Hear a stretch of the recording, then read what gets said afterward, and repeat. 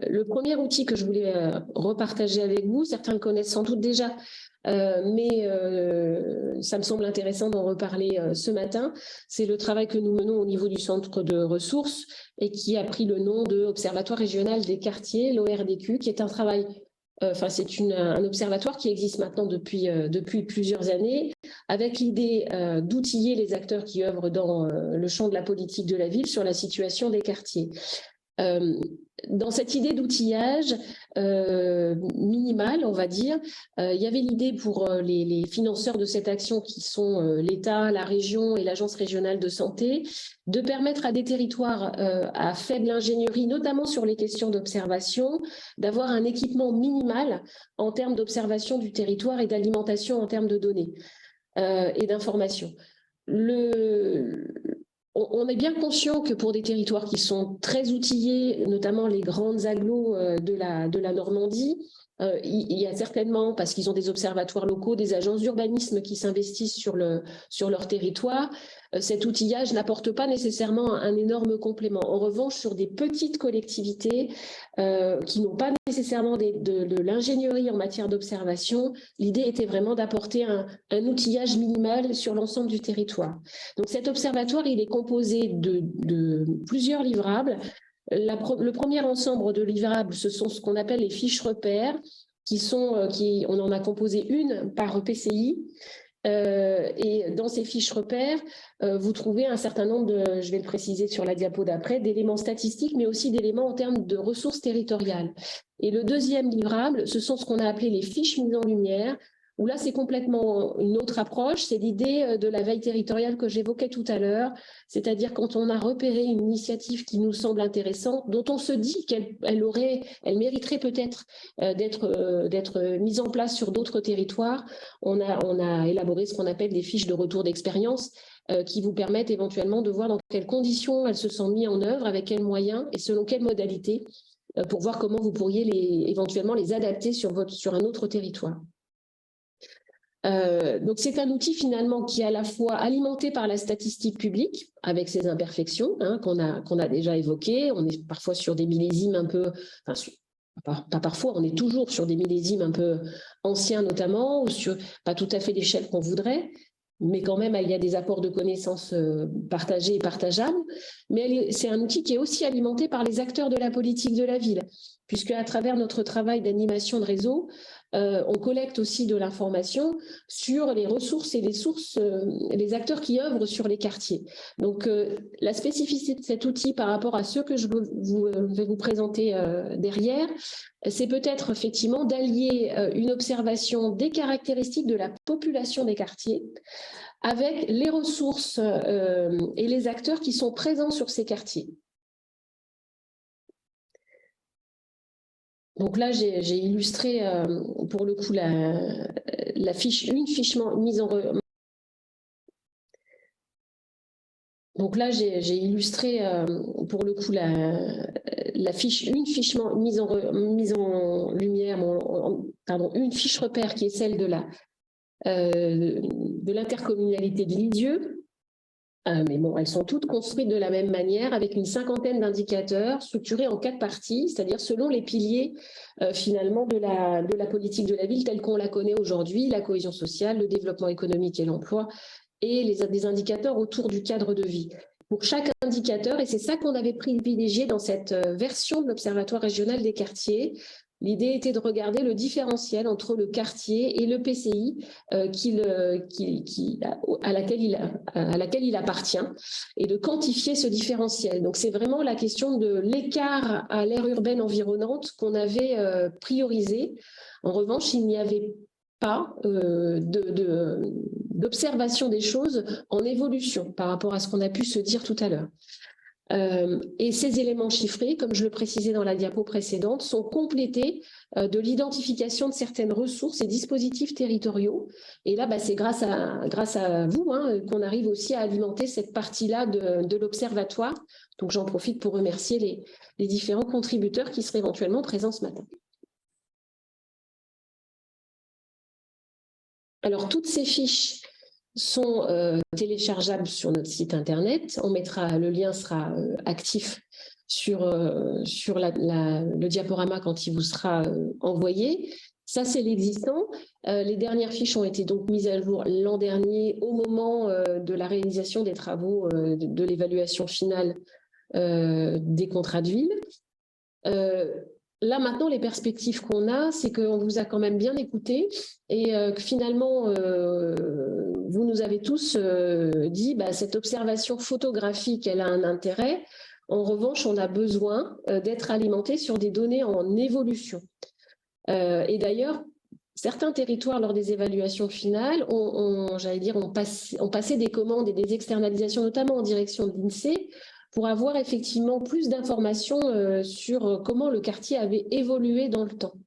Et la limite qu'on a techniquement, c'est qu'aujourd'hui, la maille quartier, telle qu'elle a été définie, est ce qu'on appelle en statistique une maille à façon, c'est-à-dire que c'est une construction, une addition de rues finalement, qui compose ce découpage en quartier prioritaire de la politique de la ville.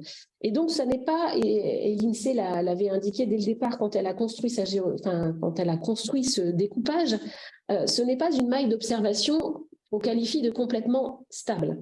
Parce que finalement, l'INSEE nous dit, à cette échelle-là, on ne peut pas calculer des évolutions parce que ce qu'on calcule n'est pas fiable. Et donc, on passe à l'idée aujourd'hui que peut-être il faut être moins fin en termes de découpage géographique, mais revenir à une maille IRIS, qui est aujourd'hui la maille d'observation la plus fine à l'échelle intercommunale, mais qui apporte suffisamment de stabilité pour qu'on puisse calculer les indicateurs qui nous intéressent en évolution. Donc, pour 2023 et la suite, voilà, on est en train de réfléchir à comment peut-être dézoomer légèrement, revenir à une maille plutôt iris, de manière à se donner la capacité d'avoir des indicateurs qu'on calculerait en évolution qui vous ont manqué par rapport à la version actuelle de l'Observatoire régional. Et la deuxième chose, c'est que, vous l'avez vu, on a construit la présentation pour se coller à la forme des contrats et qu'aujourd'hui, on change un petit peu de format pour les contrats de ville. Donc, on revisitera aussi la présentation et l'organisation des indicateurs pour s'adapter aux nouveaux axes thématiques prioritaires. Deuxième source que je voulais remettre en partage, certains d'entre vous la connaissent déjà sans doute, mais là l'idée c'est qu'elle soit plus largement diffusée. Alors nous avions proposé effectivement à l'INSEE de venir présenter eux-mêmes les outils qu'ils mettent à disposition, mais malheureusement ils n'ont pas pu se rendre disponibles ce matin. Mais l'idée c'était quand même de vous donner un aperçu des données qui sont mises à disposition par l'INSEE et de la manière d'aller les consulter, à la fois pour obtenir les chiffres d'un quartier, pour éventuellement comparer deux quartiers entre eux, et puis les modalités d'accès aux bases de données qui vous intéresseraient. Alors, comme on n'a pas eu la possibilité d'avoir un agent de l'INSEE Normandie, je vais vous proposer d'aller un petit peu plus au sud de la France et d'écouter en fait une petite vidéo qui a été produite et qui est très simple et qui est en mode un peu tuto et qui a été produite par l'INSEE de Provence-Alpes-Côte d'Azur. Donc, ça va nous faire prendre un petit peu de soleil. C'est une vidéo très courte de seulement 3 minutes. Mais vous allez voir que l'intervenant est extrêmement pédagogue et ça va vous donner un aperçu très rapide de ce que vous pouvez trouver et comment y accéder de manière très simple et très facile. Voilà.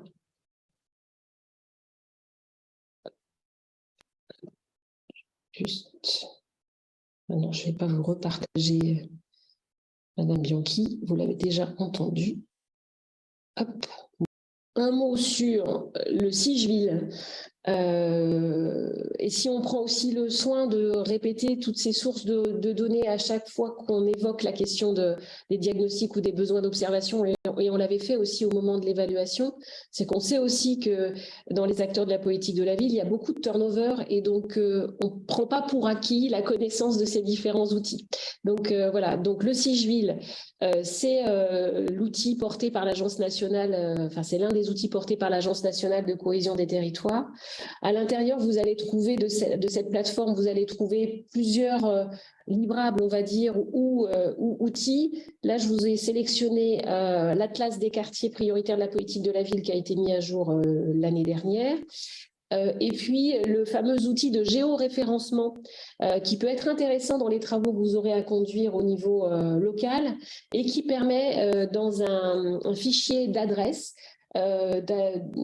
d'identifier parmi un lot d'adresses celles qui seraient en quartier prioritaire versus celles qui n'y seraient pas.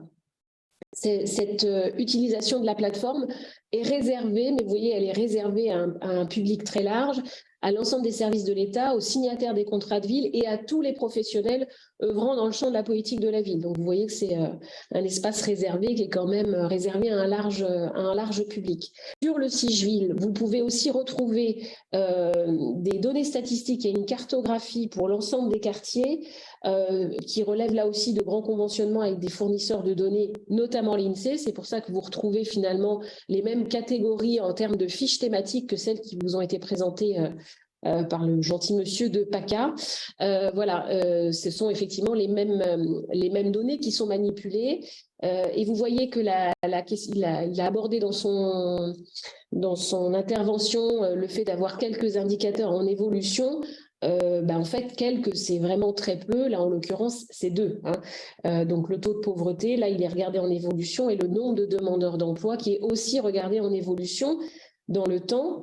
Et ce qu'on se disait tout à l'heure, c'est qu'effectivement, c'est intéressant d'avoir toujours ce double regard et donc de ne pas perdre de vue l'objectif, les ambitions de la politique de la ville qui sont à la fois que les choses s'améliorent, mais aussi que l'écart se réduise entre le territoire et son aire urbaine environnante, parce que très clairement, on peut se dire c'est super, il y a moins de demandeurs d'emploi, mais s'il y en a toujours beaucoup plus, il y a une surreprésentation des demandeurs d'emploi sur le quartier par rapport à son interco englobante, ça veut dire qu'on n'a quand même pas tout à fait résolu le problème. Donc, c'est intéressant d'avoir toujours cette double mécanique, comment le territoire, dernière source pour vous alimenter aussi dernière, il y en a sans doute d'autres, mais en tout cas celle qu'on a choisi de vous présenter ce matin, c'est bien sûr l'Observatoire national de la politique de la ville, sur lequel vous pouvez aussi trouver un rapport annuel et puis parfois des analyses thématiques un peu plus approfondies sur une thématique ou sur une autre.